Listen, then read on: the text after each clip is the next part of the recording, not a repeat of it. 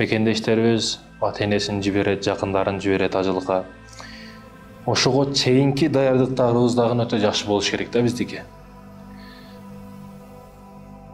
4-5 миң доллардын тегереги болуп атса, алына турган сабак дагы ошого жараша болуш керек. Акча маселеси эч нерсе эмес. Ал жерден келгенден кийинки абалыбыз маанилүү да. Ошого чейинки даярдыгыбыз дагы күчтүү болушу керек. Бир дыйкан бар экен. Дыйкан өзүнүн адал эмгеги менен, пешене тери менен жүгөрү эгет, дарбыз эгет, ошолорду сатып, жыйнап акчасын, пешене тери менен тапкан акчасын дос экөө ажылыкка ниет кылышып, чогулушуп, ажылыкка жөнөтөт экен. Эми ал учурда билесиздер, техника жок, поезд жок, төөдөр менен, жылкылар менен, ошентип сапар кылышат экен. Сапар кылат экен, ажылык сапарына ошол шаарларга, Мадина жактарга жакындайт экен, бир көлмөк булак жакка түшүп, ошол жакта кичине эс алып, ошол жакта даарат алып, эс алышып, намаз окуганча отурушуп, дагы сапарын улашат экен. Улап кетип жатып, баягы дыйкан белинде чарчында чарчы менен белине байланган акчасы жок экендигин байкап, эсине түшүп, акча жоголду. Кантебиз эми, не кылабыз? Кайра барсакпы? Эми алып кетсе керек, бирөө эсин тапса керек акча деп өтө сарсана болушуп, кайра келишет экен артына. Баягы жерге келишет экен, адамдар ошол жака түшпөстөн бардыгы таң калган абалда турганын көрүшөт. Шаша-буша келишип, эмне болду десе, бул булак жака түшпөгүлө бир чары кара жылан жүрөт дейт.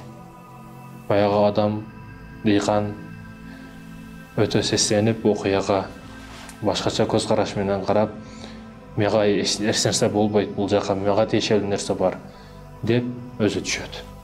Түшкөн учурда жылан аны таныгандай, бир адамдын тааныштары чыгып калганда таныгандай, ошол адамдан же үркүп качышка аракет кыласыз. Жаман адам болсо, жакшы адам болсо барып кучактап учурашышка аракет кыласыз да.